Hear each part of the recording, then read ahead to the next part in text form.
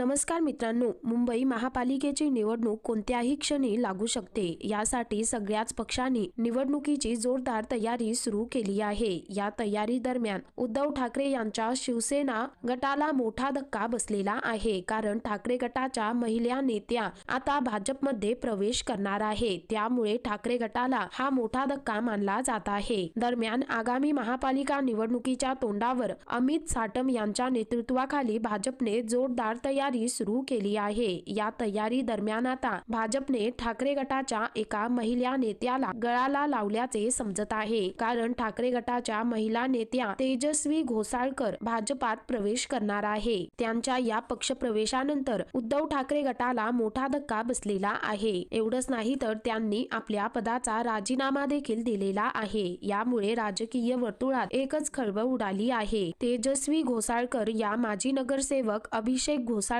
यांच्या पत्नी आहेत. त्या गेल्या काही दिवसांपासून ठाकरे गटात नाराज असल्याची माहिती मिळत आहे. या नाराजीतून त्या भाजपात प्रवेश करत आहे. त्यामुळे मुंबई महापालिकेच्या तोंडावर ठाकरे गटाला मोठा झटका बसलेला आहे. तेजस्वी घोसाळकर यांनी आपल्या पदाचा राजीनामा दिल्यानंतर ठाकरे गटाला मुंबई महापालिकेच्या निवडणुकीच्या तोंडावर मोठा धक्का बसलेला आहे. सध्या या पक्षप्रवेशाची राजकीय वर्तुळात चर्चा सुरू आहे. यामुळे उद्धव ठाकरे गटाला मोठा धक्का बसलेला आहे. तर या संदर्भामध्ये तुमची काय प्रतिक्रिया आहे खाली कमेंट करून नक्की कळवा.